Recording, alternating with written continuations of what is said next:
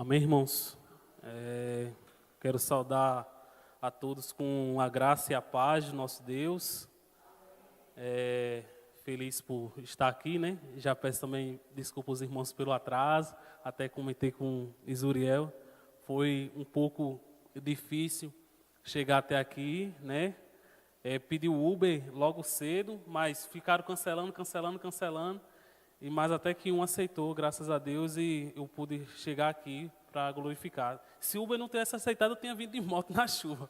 Mas eu ia estar aqui em nome de Jesus, honrando o compromisso cujo Deus me chamou para estar fazendo essa noite. Amém? Então, sou muito feliz e grato, né, por estar mais uma vez aqui com os irmãos. Também trago um abraço de toda a igreja lá do Cidade Verde, né, para os irmãos, que... Todos nós, né? Todos vocês são muito queridos lá para a gente, tá bom? Nunca se esqueçam disso. Amém? Então, irmãos, hoje eu queria dar continuidade a uma ministração que eu trouxe aqui alguns meses atrás, que é no livro do profeta Isaías, o capítulo 6. Eu trouxe essa primeira parte, né? Que a gente viu aqui dos versos, no capítulo 6, do verso 1 ao verso 7. E hoje eu queria estar concluindo esse capítulo com os irmãos, meditando nos versos de 8 a 13. Amém? Isaías, o capítulo 6. Né? Vamos ler todos os versos, para a gente até relembrar algumas coisas. A minha última ministração no livro de Isaías, né? Eu trouxe um tema para a minha pregação, que foi a revelação de um Deus Santo para pecadores, né? E trago mais uma vez um tema, os irmãos já se acostumam que eu gosto de botar tema nas minhas ministrações, a dura missão de ser um mensageiro de Deus. A gente muito ouve falar sobre esses versos de Isaías, mas eu nunca vi relatos de pregar Isaías por completo. Geralmente o pessoal prega muito essa parte, né? De que eu vi o Senhor sentado no alto sublime trono, e tem aquela parte do eis-me aqui, envia-me a mim. Mas o restante de Isaías, geralmente, a gente não vê muito sendo pregado. Mas por que será? A gente vai descobrir hoje. Vamos ler do verso 1 ao 13. E vai dizer o seguinte. No ano da morte do rei Uzias, eu vi o Senhor sentado sobre um alto e sublime trono. E as abas das suas vestes enchiam o templo. Serafins estavam por cima dele. Cada um tinha 6 asas, e com 2 cobriam o rosto, com 2 cobriam os seus pés, e com 2 voavam. E clamavam uns para com os outros, dizendo, Santo, Santo, Santo é o Senhor dos exércitos. Toda a terra está cheia da sua glória. As bases do liminar se moveram à voz dos que clamavam, e a casa se encheu de fumaça. Então disse eu, ai de mim, estou perdido, porque sou homem de lábios impuros. Habito no meio de um povo de impuros lábios. E os meus olhos viram o Rei, o Senhor dos exércitos. Verso 6. Então um dos serafins voou para mim, trazendo na mão uma brasa viva que tirara do altar com uma tenaz. Com a brasa tocou a minha boca e disse, eis que ela o tocou, os teus lábios, e a tua iniquidade foi tirada e perdoado o teu pecado. Depois disso, ouvi a voz do Senhor que dizia, a quem enviarei? A quem há de ir por nós? Disse eu, eis-me aqui, envia-me a mim. Então disse ele, vai e diz a este povo, ouvi e não entendais, vede, mas não percebais. Torna insensível o coração deste povo, endurece-lhe os ouvidos e feche-lhe os olhos, para que não venha a ele a ver com os olhos, a ouvir com os ouvidos e a entender com o coração, e se convertam e sejam salvos. Então disse eu, até quando, Senhor? Ele respondeu, até que sejam desoladas as cidades, e fiquem sem habitantes, e as casas fiquem sem moradores, e a terra seja do todo assolada. E o Senhor afaste dela os homens, e no meio da terra seja grande desamparo. Mas, se ainda ficar a 10ª parte dela, tornará a ser destruída, como um terebinto e como o carvalho dos quais, depois de derrubados, ainda fica o toco. Assim, a santa semente é o seu toco. Amém? Oremos mais uma vez, irmãos. Deus amado, Pai Santo, Deus, nós somos gratos, Pai, por tudo que o Senhor já fez aqui nessa noite, Deus. pelos louvores, pelas orações, Deus, hoje nós oramos aqui nessa noite. Deus, eu te peço que, como o Senhor já se fez presente desde o início do culto, o Senhor se faça presente agora, através do Teu Espírito Santo, que é professor por excelência, Pai, está nos ensinando, Pai, nessa noite. Nós possamos aprender da Tua palavra e que o nosso coração venha estar como um terreno fértil, Deus, para receber a santa semente e assim ela venha germinar e venha dar frutos, Deus. Frutos de honra e glória mensalmente para o Teu santo nome. Assim que nós oramos e Te agradecemos em nome de Jesus, pela glória de Jesus. Amém. Amém, irmãos? Então, eu queria só, bem rapidamente, relembrar o que a gente viu dos versos 1 ao 7, né? Nos versos anteriores, nós aprendemos através da exposição aqui em Isaías, né? Que Isaías foi chamado para pregar o reino do sul, onde se encontrava a cidade de Jerusalém. Só relembrando, naquela época o povo estava dividido em dois povos, reino do sul e reino do norte. Então, Isaías é chamado por Deus para pregar para o reino do sul, onde se encontrava a cidade de Jerusalém. Tanto ele quanto o povo passava por dificuldades. Isaías era muito jovem e estava rodeado de medo e insegurança, visto que o rei Uzias, o seu tio, havia acabado de falecer e ele não sabia quem seria o próximo rei. Então a gente aprendeu naquela última ministração justamente esse pano de fundo, né? Que o povo estava sendo ali, estava sendo conduzido pelo rei Uzias, como fala aqui no ano da morte do rei Uzias, mas sendo que Uzias morre. E alguns estudiosos vão dizer que Uzias era tio justamente de Isaías.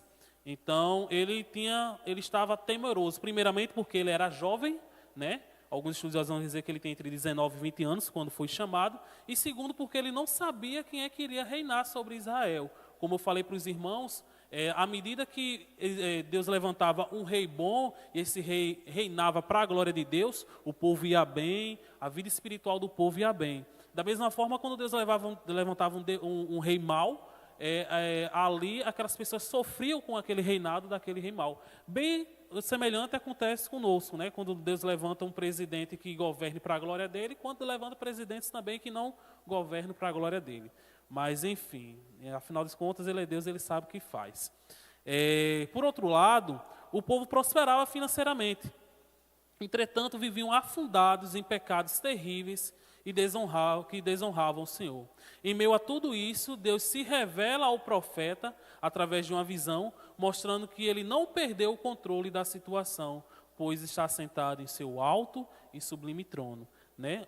Apesar do povo financeiramente ir bem, a vida espiritual do povo ia de mal a pior. O pessoal viviam afundados em pecados, adultério, prostituição, idolatria e por aí vai. Então, por isso você vai ver que no início do verso, ele vai dizer, no ano da morte do rei Uzias, no verso 1, eu vi o Senhor sentado sobre um alto e sublime trono. Então, Deus se revela para Isaías para mostrar que, por mais que no trono terreno não tivesse um rei, no trono celestial, Deus estava lá tendo controle de todas as coisas. Então, ele se revela para Isaías, né, através dessa visão, desse alto e sublime trono. E quando Isaías contempla, irmãos, toda a glória e a santidade do Senhor, ele teme pela sua própria vida, pois reconhecia que era pecador e não merecia estar diante de um Deus santo. E após o reconhecimento do seu pecado, Deus o purifica, o capacitando para uma grande e dura missão. Missão essa que nós iremos aprender hoje, né? Se a gente vê aqui depois do verso 1 e ver tudo que é ilustrado aqui, a gente vai ver que a Bíblia relata que haviam serafins ali que louvavam ao Senhor, né? E vai dizer que eles tinham 2 asas, 2 cobriam o rosto, 2 cobriam os pés, e com 2 voavam, ou seja, no total de 6. E eles exaltavam o Senhor dos Exércitos, né? Então, quando Isaías contempla essa glória de Deus, ele diz o quê? Ai de mim. Na tradução, né, como eu bem expliquei para os irmãos, vai dizer assim, ai de mim, morri. Então ele reconhece que ele era pecador e estava diante de um Deus santo, então ele merecia a morte, né? E assim, reconhecendo seu pecado, Deus, através daquele anjo ali que desce com uma brasa, né, do altar, purifica Isaías para capacitá-lo para essa dura e difícil missão que nós vamos aprender hoje. Então, sem muita demanda, delongas, vamos para o verso 8, que vai nos dizer o seguinte.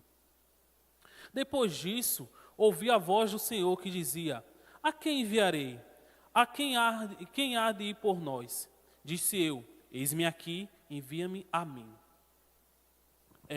Depois de contemplar toda essa glória, Deus fala com Isaías pela primeira vez, com uma pergunta: quem enviarei? Quem há de ir por nós? Isso nos mostra o real motivo pelo qual Deus permitiu que tudo isso acontecesse com o profeta, que foi para que ele, Deus, se revelasse para Isaías e que através dessa revelação Isaías fosse, Deus fosse reconhecido pela vida de Isaías, né? Então, quando a gente vê aqui, eu acho muito interessante, quando a gente analisa o contexto, Deus permite que aconteça muitas coisas na vida de Isaías até chegar esse momento.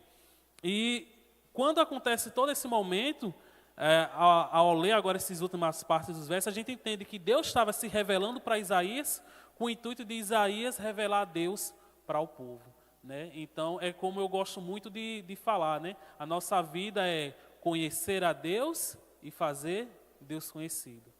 Essa é a vida, o que se resume a vida cristã, né? Conhecer a Deus e fazer Deus conhecido, né? E assim glorificar o nome dele. Então, Deus prepara todo esse enredo para um propósito: levar Isaías a pregar para o seu próprio povo. E grave bem isso: pregar para o seu próprio povo. É importante frisar isso aqui.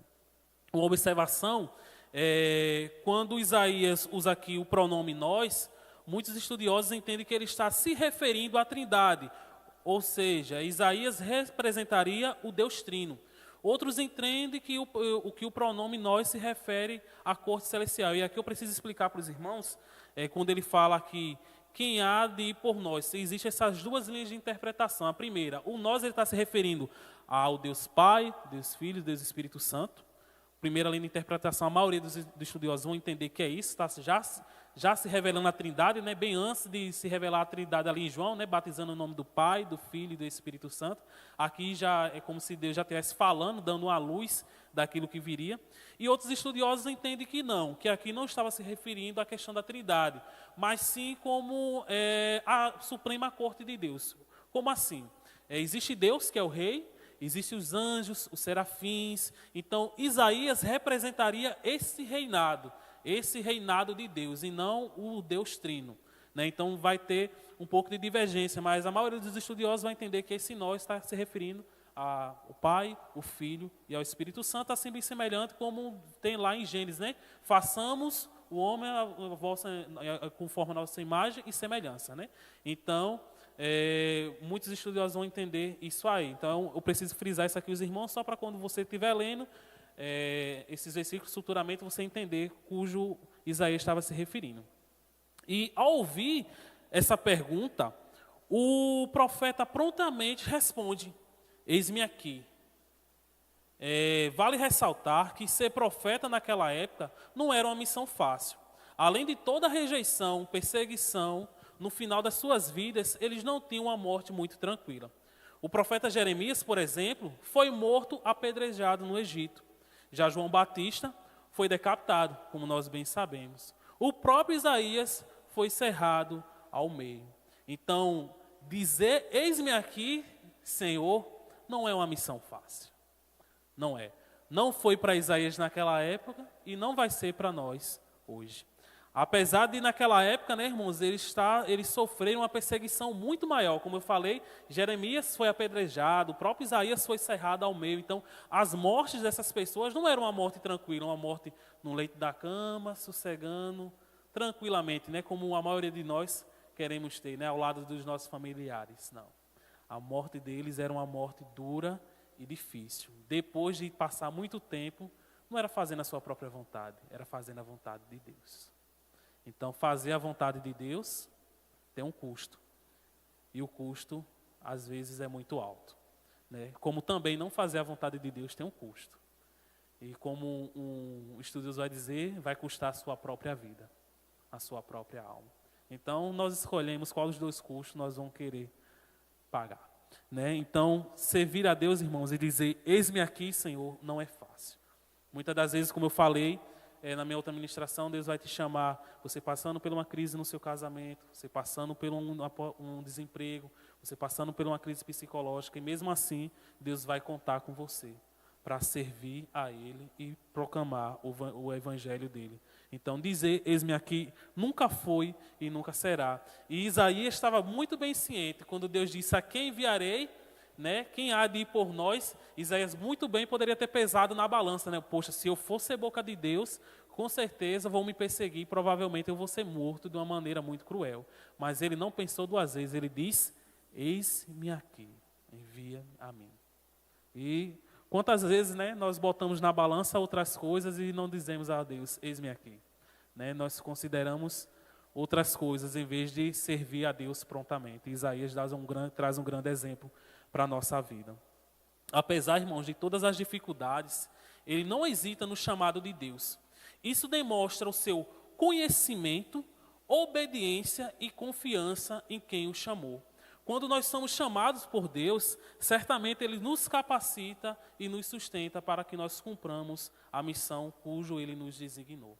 Então, esse eis-me aqui de Isaías implica pelo menos em três coisas.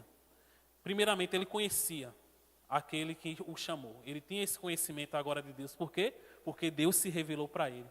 Baseado nesse conhecimento, gera o quê? Obediência. Então, o conhecer a Deus vai resultar em obediência. Então, quanto mais nós conhecemos a Deus, mais nós obedecemos. Eu posso usar um exemplo daqui bem supérfluo, por exemplo, se você tiver de frente a um juiz, e esse juiz te desrespeitar, mas ele não está trajado e você não conhece. Provavelmente, dependendo da índole da pessoa, aquela pessoa vai retribuir aquele xingamento e por aí vai. Mas se ela reconhece que aquela pessoa é um juiz, ela vai retribuir? Ela vai ter medo. Por quê? Desalcata a autoridade e aquilo que tudo pode acontecer. Então, da mesma forma como tem até na apostila do discipulado, né? O conhecimento de Deus, né, requer uma intimidade, né, um tempo, gastar tempo com Deus, gastar tempo ali conhecendo a Deus. Então, esse conhecimento que Isaías teve, prontamente se tornou obediência. Por isso que Jesus Cristo fala, aqueles que me amam vão me obedecer, né, vão obedecer às palavras que eu digo. Então, quando a gente conhece a Jesus, conhece a Deus, a gente obedece. E essa obediência, consequentemente, traz uma confiança. Por quê? Porque você conhece quem te chamou, você conhece tudo o que ele fez e você obedece a Deus. Por exemplo, eu poderia usar muito bem um exemplo muito interessante, uma vez eu ministrei, a respeito de Abraão e Isaac. Quando Deus pede para Abraão ir e sacrificar Isaac, Abraão tem a mesma atitude de Isaías. Abraão vai lá e pega, prepara tudo e vai cumprir a missão que Deus fez. Mas espera aí, Isaac era a promessa que Abraão esperava. Então, alguns estudiosos vão dizer o seguinte, que Abraão tinha uma confiança tão grande em Deus, que ele não cria não somente que Deus o ressuscitaria, mas que Deus poderia trazer do pó, da cinza. Porque existe uma diferença entre sacrifício e holocausto. Sacrifício é você apenas degolar e matar. Holocausto é você degolar e tocar fogo. Então, a palavra usada lá é holocausto. Então, a fé de Abraão é maior do que a gente imagina. Da mesma forma, foi a fé aqui que Isaías teve em Deus. Ele confiava nesse Deus, que ele o capacitaria, por mais que seja difícil a missão, ele poderia conseguir cumprir a missão. Pelas suas próprias forças? Não, mas pelas forças daquele que o chamou. E os versos prosseguem, porque ele precisava dessa confiança. Olha a missão que Deus dá para Isaías. Verso 9. Então disse ele, vai e diz a este povo, ouvi e não entendais, vedes e não percebais. Isaías, irmãos, é levado a pregar a um povo que não tem a capacidade de ouvir nem ver, ou seja, pessoas que estão impossibilitadas de compreender qualquer coisa que eles dissessem. E daqui também eu trago também outra ilustração para a nossa vida. Por exemplo, quando você vê uma pessoa que é cega, geralmente essa pessoa tem uma audição muito apurada, não é isso? Ou às vezes essa pessoa, quando é surda, elas conseguem ver até por demais, e aí elas conseguem até se comunicar. Mas a figura que Deus usa aqui, ela é para levar Isaías para pegar para um povo que não consegue ouvir e nem consegue ver. E aí, como é que ele vai conseguir se comunicar com essa pessoa? Como é que ele vai conseguir? Deus manda ele pregar para o povo que ele vê, ele vai dizer, né? Ouvir, não entendais, vedes e não percebais. É justamente nesse sentido, é que não é que eles pudessem ver, mas é como se a visão e os ouvidos deles estivessem inutilizáveis, eles não pudessem utilizar isso. Isso me reflete muito a uma passagem que está lá em Efésios, no capítulo 2, que Paulo vai nos falar que antes, né, ele nos deu vida, nós estamos mortos e os nossos pecados e delitos. E uma vez assistindo uma ministração de Augusto Nicodemos, ele trouxe uma ilustração muito interessante. Ele fez assim: você já viu um morto falar? Você já viu um morto ouvir? Você já viu um morto enxergar? Se você chegar para um caixão e ver uma pessoa morta e dizer assim, levanta, aquela pessoa vai se levantar? Então era essa mesma situação que as pessoas estavam. E isso é baseado no que Paulo fala e as Escrituras nos falam, por conta do quê, irmãos? Por conta dos pecados, por conta das nossas transgressões contra Deus. Então nós, outrora, nos encontrávamos mortos em nossos pecados e os nossos delitos. E também com isso podemos aprender que o sucesso de um mensageiro, guarde bem isso, o sucesso de um mensageiro de Deus não está no resultado da sua pregação, mas na fidelidade de pregar o que Deus mandou ele falar. Sabe por quê? Porque quando a gente vai para esse versículo 9 aqui, Deus não está dizendo, você vai pregar e muita gente vai se converter. Ele vai dizer, você vai pregar e não vai resultar em nada. E Marcos Groconato, ele foi muito feliz numa colocação que ele colocou a respeito dessa passagem, que ele usou o exemplo de um irmão que estava há 10 anos evangelizando dentro de um hospital.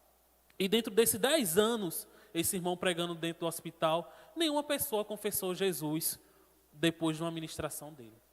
E ele perguntou para a igreja, qual foi a porcentagem de sucesso da pregação desse irmão? E a igreja ficou calada, ele fez 100%. Por que foi 100%? Porque ele foi fiel em pregar aquilo que Deus mandou ele pregar. Porque, irmãos, hoje o mundo está baseado no resultado, não é? A gente hoje é tudo movido por resultado. Não, se dá resultado, então dá certo. Então vou seguir. Então as pessoas vendem fórmulas, né? Por exemplo, para emagrecer, eu treinei isso aqui, passei 30 dias de jejum intermitente e deu resultado. Então as pessoas veem que dão resultado e dizem que aquilo deu sucesso, então segue. Não é assim? Mas as coisas de Deus não é de acordo com as coisas humanas. Não é. Deus não pensa como nós pensamos. Como Romanos vai dizer, foi louvado aqui, né? Quão insondáveis são os seus caminhos, né? Os seus juízos, né? Quem, pois, conheceu a mente do Senhor? Romanos vai falar sobre isso. Então, ninguém pode sondar a mente do Senhor e saber como é que Ele trabalha. Mas, aprenda isso. O resultado nunca vai ser importante, mas sim a sua fidelidade em pregar aquilo que Deus mandou você pregar. Porque o resultado final, quem vai fazer é Deus. E no verso 10, o próprio Deus prossegue, dizendo, torna insensível o coração deste povo, endurece-lhes os ouvidos e fecha-lhe os olhos, para que não venham ele a ver com os olhos, a ouvir com ouvidos e a entender com o coração, e se converta e seja salvo.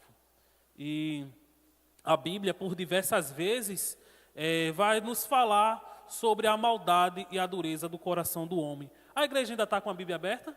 Vamos ler alguns versículos? Gênesis capítulo 6, 5. Gênesis capítulo 6, verso 5. Olha o que vai nos dizer. Vamos dizer, igual meu pai fala, né? Caminhar um pouquinho pela Bíblia. Gênesis capítulo 6, verso 5. Olha o que vai dizer. Se o irmão também puder nos ajudar aqui, colocando aqui. Eita, valeu. Também é melhor, né? Fica mais rápido.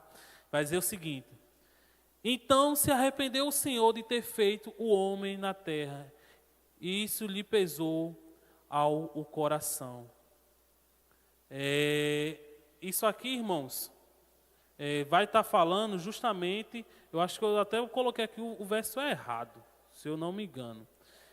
Um verso aqui de Gênesis que vai falar justamente isso, que Deus...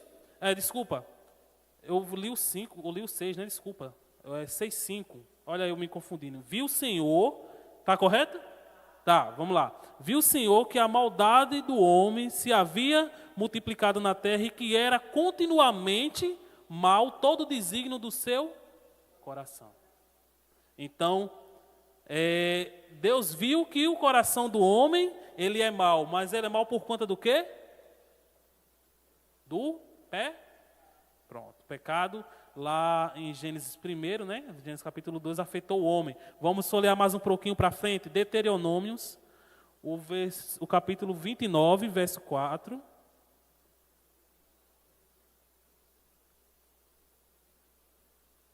Show aqui?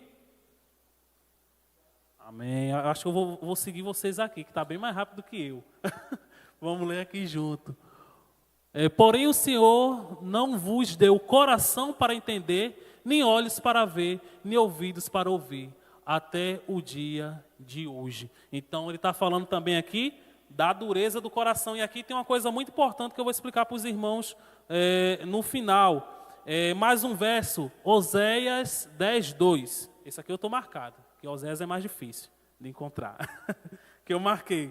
Oséias 10:2 vai dizer: o seu coração é falso, por isso serão culpados. O Senhor quebrará os seus altares e deitará abaixo as colunas. Ou seja, tudo isso aqui, irmãos, está falando da dureza do coração do homem. E por último, Romanos, o capítulo 2, versos de 5 ao 6, vai nos dizer o seguinte. Romanos, capítulo 2, do verso 5 ao 6. Mas segundo a tua dureza e coração impenitente, acumulaste contra ti mesmo ira para o dia da ira e da revelação do justo juízo de Deus, que retribuirá a cada um segundo o seu procedimento. Então, a Bíblia vai estar cheia, isso aqui foi só alguns versículos, cheia de versículos falando sobre a dureza do coração do homem. E a gente olha para a sociedade de hoje e a gente vê o quê? Dureza no coração. A gente prega, a gente fala, mas cada vez mais a sociedade vai decaindo. Domingo mesmo eu vi um bom exemplo disso. A gente vinha do culto e estava duas mães dançando com duas crianças, um menino e uma menina. E meu irmão, se você ouvisse, eu não queria que você ouvisse não, a letra da música que estava tocando, e aquelas mulheres com aquelas duas crianças ali, praticando coisas que não é nem lícito pensar, imagina falar. Então assim, você olha para a sociedade e você percebe o quê? Que cada vez mais a sociedade está caindo em imoralidade e tudo o que a gente mais imaginar. Mas por quê, irmãos? Por causa da dureza do seu próprio coração. A palavra do Senhor, a gente fala, mas eles estão o quê? Com os ouvidos tapados. Os olhos não podem ver. E se nem pode ver, nem pode ouvir, consequentemente a palavra não adentra e desce para o coração. E assim produz o quê? O resultado final? Salvação. Então o próprio Deus, ele falou isso. Mas isso por conta do dureza do coração do povo. O povo se encontrava tão cheio de si e que o coração, e com o coração tão inflados de ego, que as palavras de Isaías não produziram efeitos para a salvação, mas pelo contrário, deixavam mais indesculpáveis ainda perante Deus. Eu queria que o irmão também botasse aqui Isaías 29, do verso 9 ao 12, só para a gente ver, e depois a gente vai ver o próprio Jesus relatando. Isaías 29, do verso 9 ao 12. Amém? Vai nos dizer o seguinte: estatelai-vos e ficai estatelados, cegai-vos e permaneceis cegos, bêbados estão, mas não de vinhos, de vinho, andam cambaleando, mas não de bebida forte, porque o Senhor derramou sobre vós o espírito de profundo sono, e fechou os vossos olhos, que são os profetas, e vedou a vossa cabeça, que são os videntes. Toda visão já vos tornou como as palavras de um livro selado, que se dá ao que sabe ler, dizendo: lê isto, peço-te. E ele respondeu: não posso, porque está selado. E dá-se esse livro a quem não sabe ler, e disse: lê isto, peço-te. E ele responde: não sei ler. É interessante, né, a gente analisar isso aí, mas o mais interessante, irmãos, é que não só Isaías foi rejeitado. Mateus 13, o verso 13 e o 15. Por favor, olha só o que o próprio Jesus vai usar essas mesmas palavras quando ele está pregando. Mateus 13, do verso 13 ao 15, Jesus vai dizer: por isso lhes falo por parábolas, porque vendo não veem, ouvindo não ouvem, nem entendem. De sorte que nele se cumpre a profecia de Isaías: ouvireis com os ouvidos e de nenhum modo entendereis, vereis com os olhos e de nenhum modo percebereis. Porque o coração deste povo está endurecido, de mau grado. Ouviram com os ouvidos e fecharam os olhos, para não suceder que vejam com os olhos, ouçam com os ouvidos, entendam com o coração, se convertam e sejam por mim curados. Então, o próprio Jesus foi rejeitado. Então, quem é eu e você, né, aos pés de Jesus, né, comparado com Jesus, para não querer sofrer uma rejeição? O próprio Jesus, o Filho de Deus, pregou o evangelho para essas pessoas, e essas pessoas fizeram o quê? Rejeitaram. O rejeitaram. E por final fizeram o quê com ele? O crucificaram. Entendeu? Então, não só Isaías sofreu com isso, mas o próprio Jesus futuramente veio sofrer com isso, né? E, irmãos, uma coisa aqui que eu preciso só explicar para os irmãos é que, primeiramente, o coração do homem, ele é duro. Por conta do quê? Do pecado. Pronto, todo mundo isso aqui já se perguntar numa prova, todo mundo já sabe. Mas sim, Deus pode, através da sua palavra, fazer com que o coração do homem se torne mais duro. Mais do que ele é. Ou seja, Deus fala, as pessoas não querem ouvir.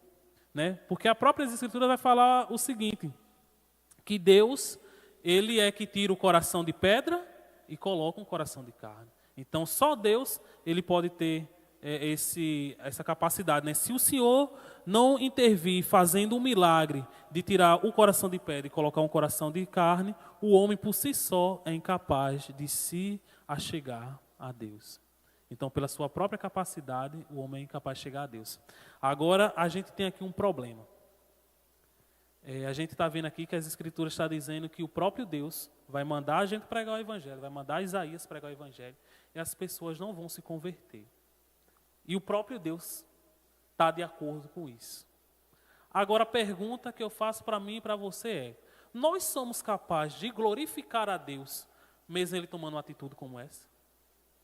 Será que nós somos capazes de louvar, como a gente louvou o primeiro hino, né? A Ele é a glória para sempre, amém? Porque Deus está dizendo aqui, você vai pregar, você vai falar, e eles não vão se converter. Sabe o que me lembrou? A vida de muitas vezes de mães, de pais, de filhos, que pregam para o seu marido, para a sua esposa, para o seu filho, para uma pessoa parente, próxima, né? Que a gente tem tanto amor e tanto zelo, mas no final das contas Deus diz, não vai ser salvo. E aí? E aí? Será que a gente vai ter a capacidade de glorificar a Deus mesmo assim? Será? Porque Romanos vai dizer, ele vai dizer lá em seguinte em Romanos, terei misericórdia de quem eu quiser ter misericórdia. O próprio Deus vai falar isso, lá em Romanos no capítulo 9. Depois você medite. E aí? Né? Se a gente for analisar isso aqui, é até como, para nós hoje, é como se fosse uma mensagem contrária, né, a salvação, né? Porque quando a gente olha, quando a gente prega, qual é a esperança nossa? De que as pessoas ouçam, se arrependam dos seus maus caminhos e se convertam ao Senhor. Né? Mas o que Deus está dizendo aqui é que não vai haver convenção, não. Mas e aí, será que nós estamos preparados a dizer, eis-me aqui, Senhor, eu aceito a tua vontade, ou nós vamos estar como meninos mimados e dizer, não aceitar, né? No final das contas. Claro, irmãos, enquanto a vida, a esperança, a gente precisa continuar pregando, mas no final das contas, Deus, se Ele quiser, Ele vai converter o coração da pessoa. Ele vai abrir os olhos e assim seja salvo. E já caminhando para os últimos versos, o verso 11 e 12 vai nos dizer o seguinte. Então disse eu, olha só como já muda, Isaías está extasiado, né, com a glória de Deus, surpreso com essa glória de Deus, mas já muda aqui as coisas. Olha o que Isaías vai dizer. Então disse eu, até quando, Senhor? Ele respondeu, até que sejam desoladas as cidades, e que fiquem sem habitantes as casas, fiquem sem habitantes, as casas fiquem sem moradores, e a terra seja de todo assolada. E o Senhor afaste dela os homens no meio da terra, e seja grande o desamparo. O que nada mais, nada menos ele está relatando aqui é justamente o período como a gente conhece como o cativeiro babilônico. Que Deus vai falar lá, se você for ler o livro de Crônicas, Deus vai estar alertando o povo. E é interessante que Deus não só usa Isaías para alertar o povo. Deus usa Jeremias, Deus usa o profeta, se eu não me engano, Abacuque. Deus usa outros profetas, tudo para dizer, olhe, se convertam, se arrependam dos seus maus caminhos. E o povo faz o quê? Continua na mesma prática. Até que Deus faz o quê? Entra povos de outras terras, destrói a cidade, leva o pessoal cativo. Imagina aí, você está dentro da sua casa e do nada entra um pessoal, por exemplo, da Palestina e leva você para outro país e viola suas filhas e destrói a sua casa e leva você cativo para servir como escravo. Imagina aí, que desespero esse pessoal passou. Mas tudo isso por conta da sua desobediência a Deus. Deus fala, fala, fala e o povo não quer ouvir. E Deus sendo um Deus justo, Deus é um Deus de amor, mas Deus também é um Deus justo. Ele é um Deus perfeito, Ele usa da sua justiça. E, consequentemente, aconteceu isso aí. Anos depois, acontece justamente isso aí. E a gente até entende, né, a preocupação de Isaías, porque ele foi chamado, lembra do que eu falei no início da pregação? A pregar para o seu próprio povo. Então, no seu próprio povo poderia ter sua mãe, poderia ter irmãos, poderia ter amigos, que ele ia pregar e essas próprias pessoas iam fazer o quê? Iam rejeitar. Assim como fizeram com o nosso Cristo, né? João vai dizer que ele veio para os seus, mas os seus não o receberam, né? Então, aconteceu com Isaías lá atrás e aconteceu com o profeta Jesus, o Filho de Deus, Jesus. E o último versículo, ele diz, mas se ainda ficar a 10ª parte dela, tornará a ser destruída, como o terebinto e como o carvalho, dos quais, depois de derribados, ainda fica o toco. Assim, a santa semente é o seu toco. Entretanto, irmãos, Deus traz uma boa notícia. Graças a Deus, depois de tudo isso, né? Uma boa notícia. Não seria o fim do seu povo. E faz alusão a uma árvore que, mesmo sendo cortada, voltaria a crescer e dar frutos, né? Eu acho que os irmãos aqui já viram, né? Muitas vezes, quando você corta uma árvore e não tira a raiz dela, ela começa a gerar ali uma plantinha, e aquela plantinha vai crescendo, e aquela árvore daqui a pouco está grande novamente. Então, é mais ou menos como isso que Deus faz, assim como Ele fez, né? Quando libertou o povo do Egito, lembra? Quando Ele libertou o povo do Egito, saiu não sei quantos do Egito, mas o povo foi desobediente, Ele permaneceu só com os remanescentes, para que os remanescentes entrassem ali na terra prometida. Então, Deus promete, né? O próprio Deus restabeleceria de volta ao seu povo a cidade e continuaria a linhagem cujo Messias viria, né? Há uma promessa da linhagem de Davi, né? Da raiz de Jessé, se eu não me engano, viria esse Messias prometido. É a promessa lá de Gênesis, capítulo 3, verso 15, né? Da mulher virá, né? Aquele que pisará sobre a serpente, né? E aí ela ferirá o calcanhar, pronto. Deus manteve, desde o início da história até Jesus vir, até agora, os projetos dele e os planos dele. Então, eu queria concluir aqui só com 2 aplicações para a nossa vida. Primeiro, o seguinte, Hoje nós somos convidados, assim como Isaías, a pregar para um povo que, por muitas vezes, não nos darão ouvidos, pois estão surdos. Irmãos, não pense que quando você sair para pregar para os seus familiares, para pregar na sua escola, para pregar no seu trabalho, porque muitas das vezes, né, a gente ouviu até uma mensagem logo cedo quando eu abri o Instagram, de Iago Martins, ele falando uma coisa muito interessante, que às vezes a gente está muito preocupado em fazer evangelismo em lugares distantes, no Amazonas, onde o evangelho nunca foi pregado, mas a gente nunca pregou para o nosso vizinho. Né? A gente quer alcançar pessoas tão longe, mas esquece de pessoas que estão tão perto. Né? Mas eu quero lhe dizer uma coisa. Não espere que quando você for pregar o evangelho para essas pessoas, elas vão lhe receber de bom grado. Eles não vão lhe receber de bom grado. Olhe para o que fizeram com Jesus e lembre, fizeram com Jesus. Com você, pode ser até pior. Então, na maioria das vezes, essas pessoas vão rejeitar o que você vai falar. Ou algumas vezes até dão ouvido, né? É, isso mesmo. Eu até lembro de uma pessoa, eu citei isso na minha pregação lá, eu fui pregar o evangelho para uma pessoa, olha só, irmãos, como são as coisas. Fui pregar o evangelho para uma pessoa, já estava fazendo evangelismo, e já perto de terminar, eu vi um cara sentado na calçada mexendo no celular. Eu cheguei para ele, dei, boa noite, nós somos da Igreja Evangélica Batista Comunhão, me apresentei, comecei a tentar pregar o evangelho para ele. Esse cara estava assim no celular. Certo, obrigado, viu? Certo, irmão? Boa noite, viu? Deus abençoe. Obrigado. Pregou o evangelho. Adivinha o que acontece uma semana depois? Aquele mesmo cara foi morto pelo seu próprio filho. O filho invadiu a casa dele e matou o próprio pai. Então, a gente precisa continuar pregando o evangelho, porque a gente não sabe quando é o meu último dia, quando é o seu último dia. Quantos de nós aqui temos experiências, né? De pessoas que estavam vivas ao nosso lado e daqui a pouco sumiu. Então, o tempo de pregar é hoje. O tempo do arrependimento é hoje. Então, nós devemos pregar para essas pessoas. E, por último, independente do resultado, pregue somente a palavra, pois quem tem o poder de convencer e mudar os corações é Deus.